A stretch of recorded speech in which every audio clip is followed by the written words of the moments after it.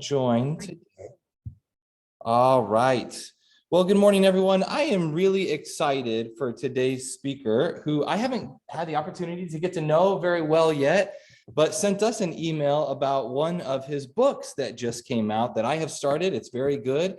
And the title for the talk that you've seen is just brilliant. I love it. Bail, Flail, or Prevail: How to Conquer Challenges in Your Life. And I think that's something that we all think about and consider what to do when we encounter something that is potentially going to stymie our progress in life. And so we have with us Professor Robert Klitgaard. Did I pronounce that correctly? Correct. All right, excellent. Who is at Claremont Graduate University. He has taught before at Harvard and Yale as well, and consults on issues such as economic and government reform. And so we know that he has a lot to share with us this morning. So thanks for reaching out to us. Thanks for the copy of your book. And we're glad to have you. Be here. Thank you.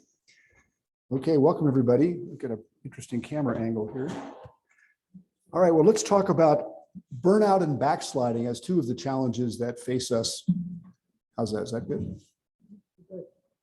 I think you've got my camera on. That's the thing. Yeah. So we just have to deal with it, I guess.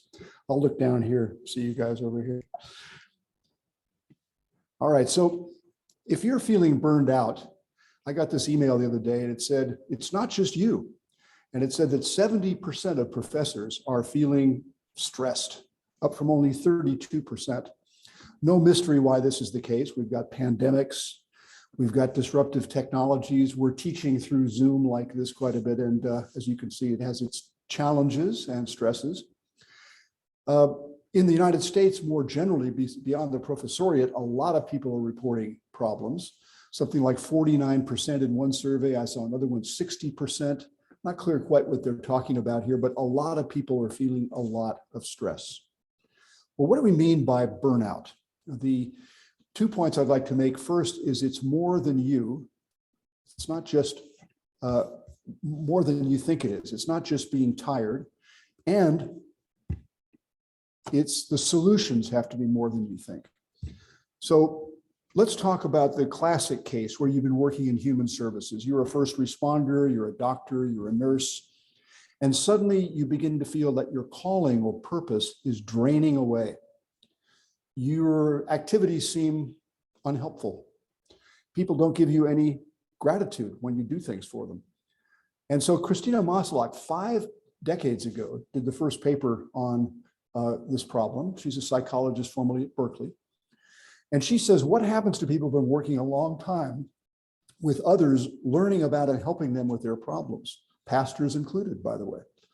Ideally, they retain their objectivity, and they're able to be distanced from the situation. But their research was indicating 5 decades ago that they began to feel this phenomenon called burnout.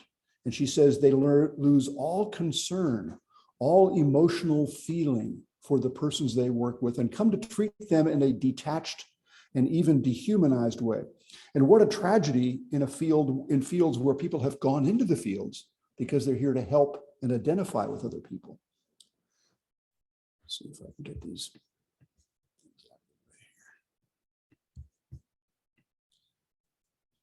So, oops.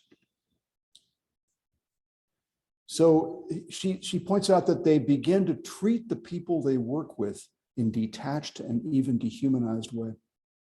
More recently, people have been taking this beyond the workplace to a more general condition. Here's a psychiatrist and professor of literary theory called Josh Cohen, who says burnout really is about something to do with a fundamental inadequacy that we feel in face of the tasks that life imposes on us.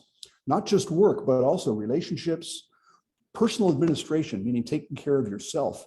In fact, everything that it takes to survive in the world. And he says it's not just exhaustion. Everybody feels exhaustion. Burnout has something to do with being overburdened by a set of self-imposed expectations. So how about you? Are you feeling burned out?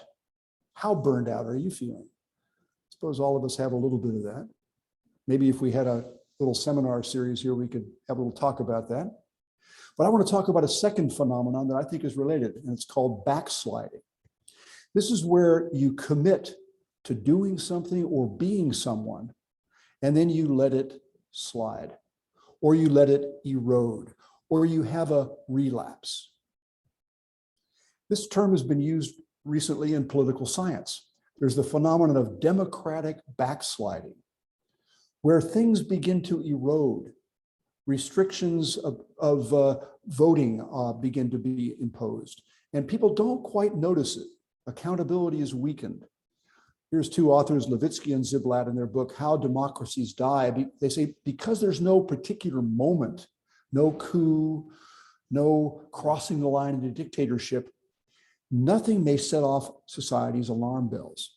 And those who say that government is eroding and backsliding like this may be thought of as crying wolf.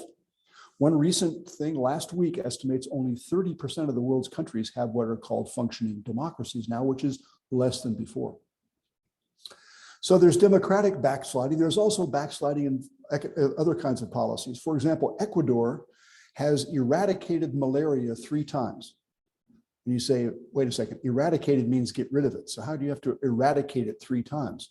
Well, they get rid of it, but then they don't monitor, they don't keep it up. And the mosquitoes wander back in from Brazil and Colombia and Peru, and pretty soon they've got the problem again. We see this in economics with hyperinflation.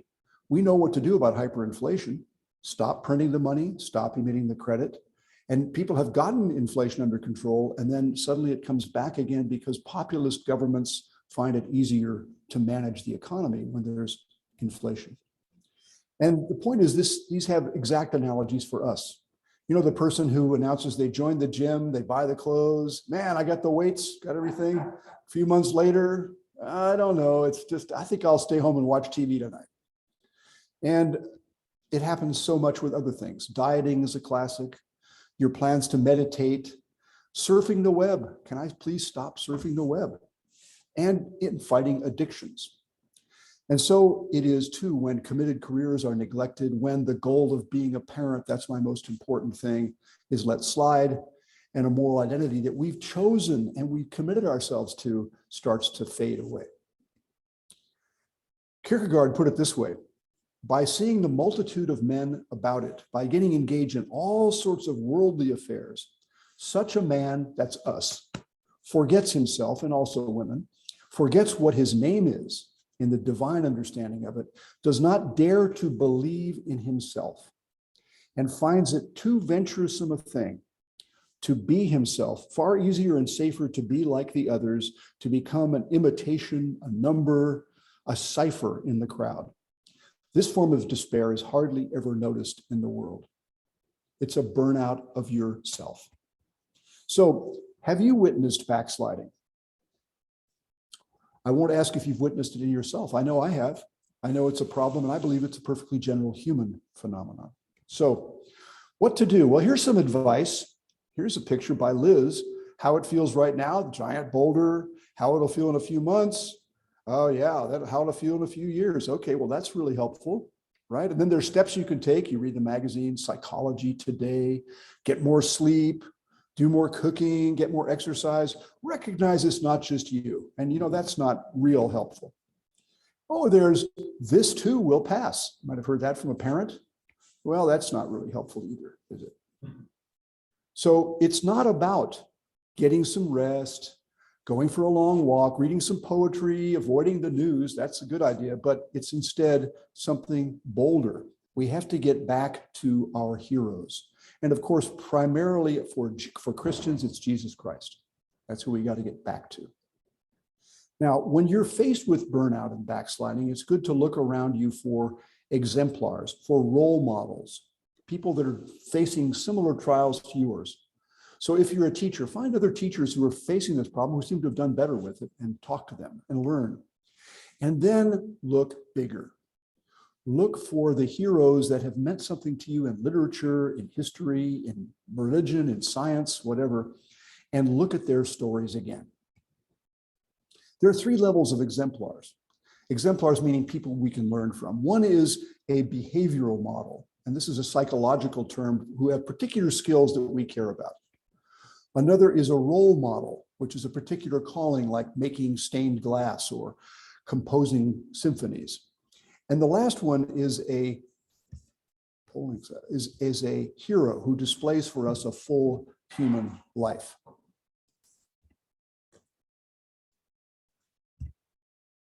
Find these people, watch them, and learn from them. So this is the new book that Pastor Jacob mentioned. It's called Prevail. And it basically says we should look for heroes even though you and I are anything but heroes. So it's not saying you and I should be heroes. We are limited in our heroic behavior, but we should learn from heroes. And it separates 3 responses to crises, burnout, feelings of backsliding and inadequacy. First, we may renounce the world and go into hiding. This is the person who drops out, who's had trouble with romance. No more dating for me. I'm tired of the opposite sex. I'm going to get out of this profession altogether. I'm going to leave this whole thing. Or another response is, wait a second, I'm not going to try to live that role anymore. I'm not going to be that person. I'm just going to go grab whatever I can. The hero is different from these first 2 responses. The hero has 4 steps. First, discovers or receives a calling or sense of purpose. Second, has a big insight that helps her or him organize the world. Third, because of that calling and that insight, feels gratitude and then shares and serves others. The first one, when you recoil to extremes and renounce the world, that's the recluse or hermit. The second one is the addict, who grabs everything he can until the point where every additional dose of whatever he or she is seeking has less and less pleasure to it. And the little words are: the recluse bails from the problems, the choices, the upheavals. The addict flails, I don't have a choice, I'm just going to go and grab everything. And the hero prevails over them. And here's the path that I explicate in the book. There's a chapter on each of these. How do you find or reestablish your calling or purpose? How do you generate or rediscover your big insight and not let it erode into an ideology? How do you develop your sense of gratitude, which propels you forward? And then how do you share and serve with compassion? The heroism shows up in big choices we make, like, should we move away? Should I leave this religion or join this one? Should I follow this career? Should I become somebody different? And also in small choices.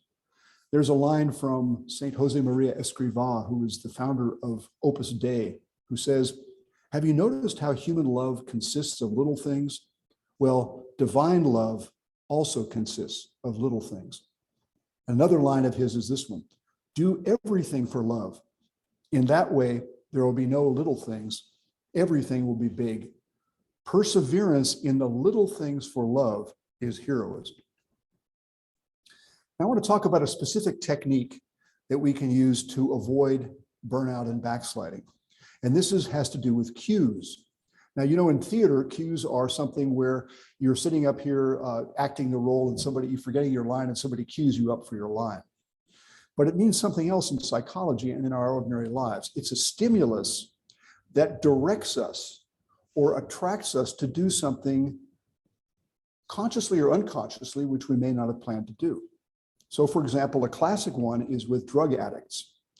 So do you know that most drug addicts, like most smokers, wish they were not? Something like 2/3 of smokers say they want to quit. And the same thing for addicts. They get up in the morning and they say, I'm not going to do cocaine anymore. I've had enough of this. And then that night they go to the club and the cues are there.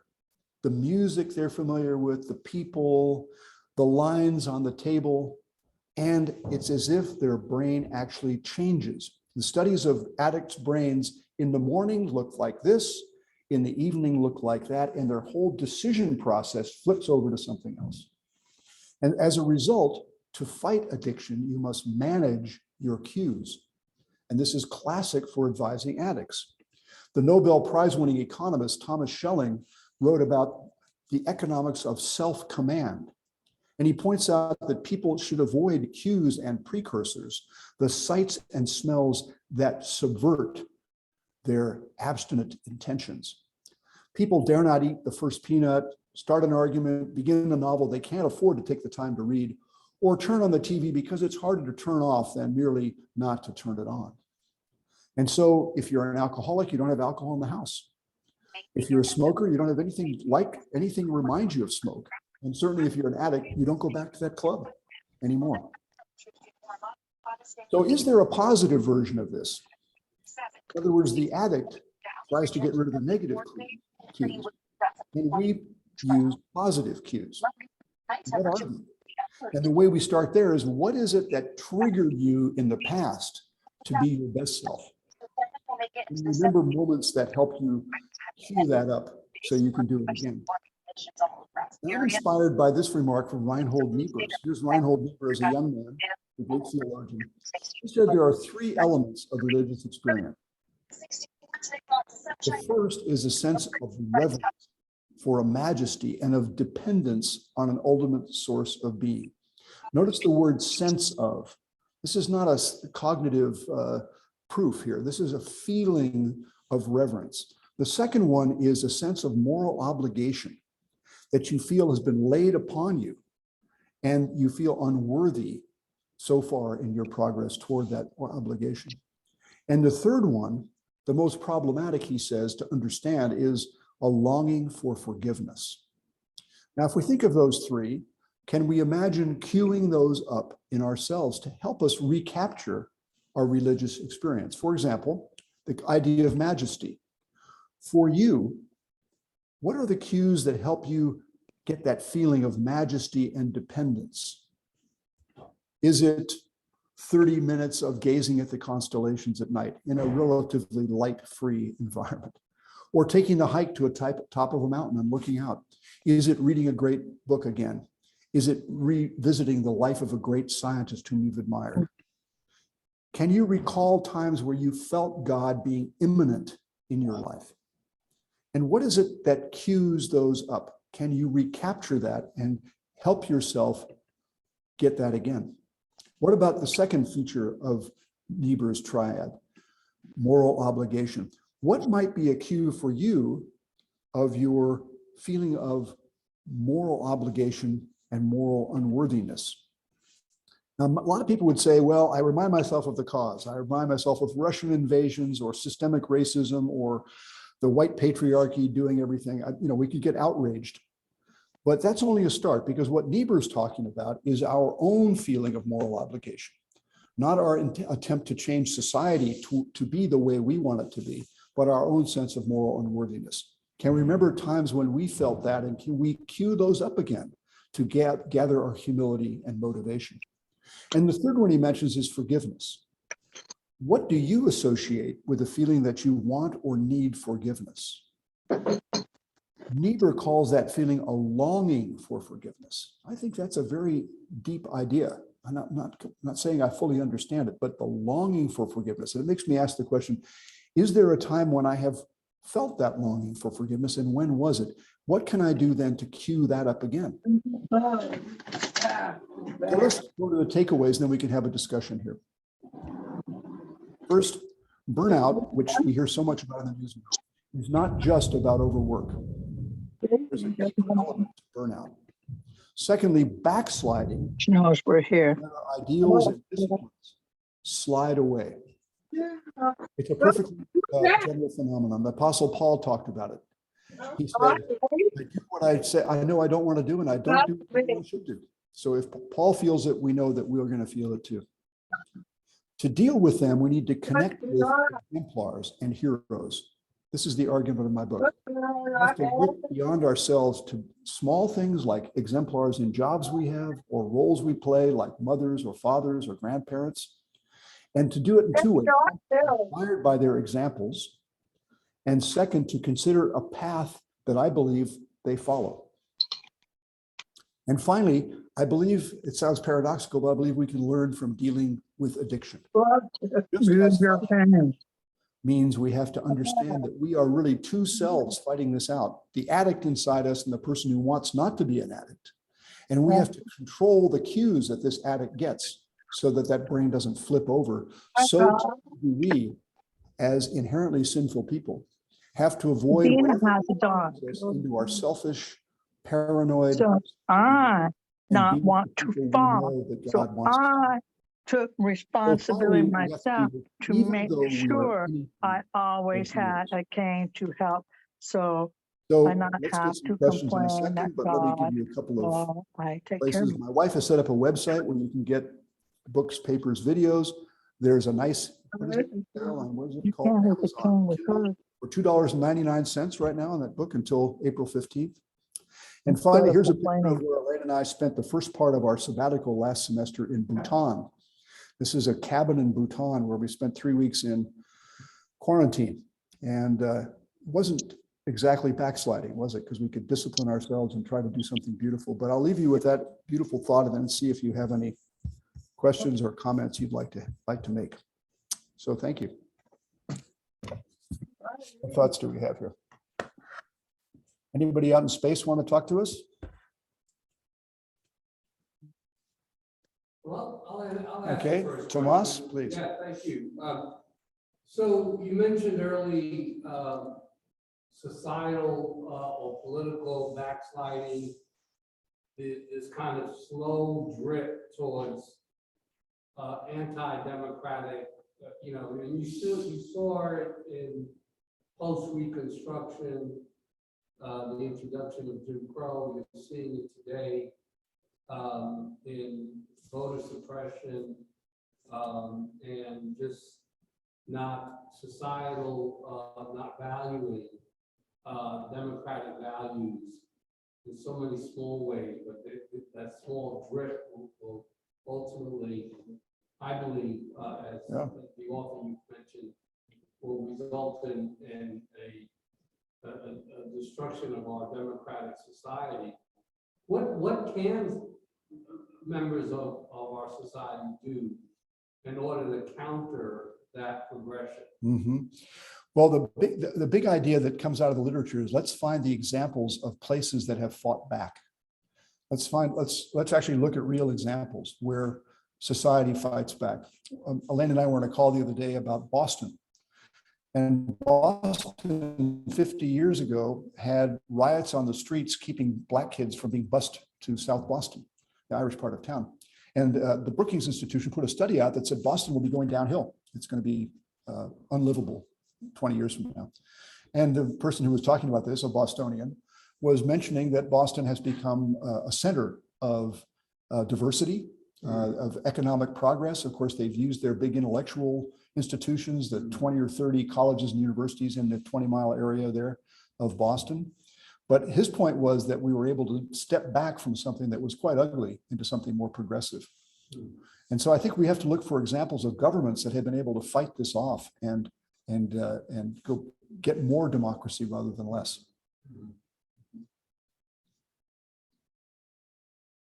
Anybody else out there in space want to talk to us here?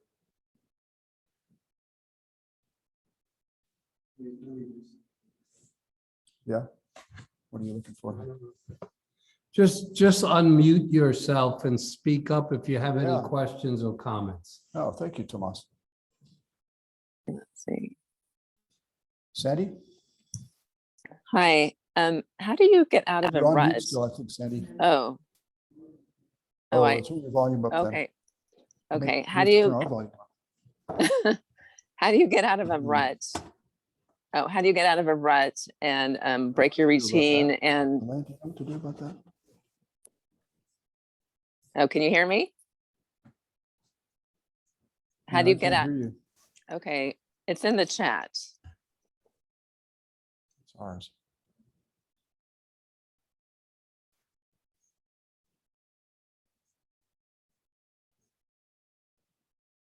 Oh, The question's in the chat. yeah, we can't hear you.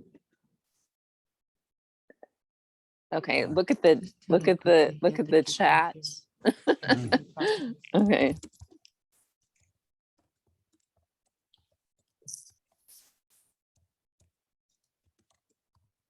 Okay, how do you get out of a routine and empower yourself is her question. Yeah. Can you remember times, Sandy, when you were at your best, when you weren't stuck in the routine? And think, what was it about that time that enabled me to do that? Now, we could easily say I got more sleep, I was reading more poetry, I was reading the Bible more often, I was praying more often. Those are all true. But maybe there's something we can do to cue that back up and just say, okay, today I'm going to do the following 3 small things to cue this back up. I'll have to leave it there, I guess. For now, let's see, who else would like to say anything here? Or how about you, Bill? Got any questions here since you're live?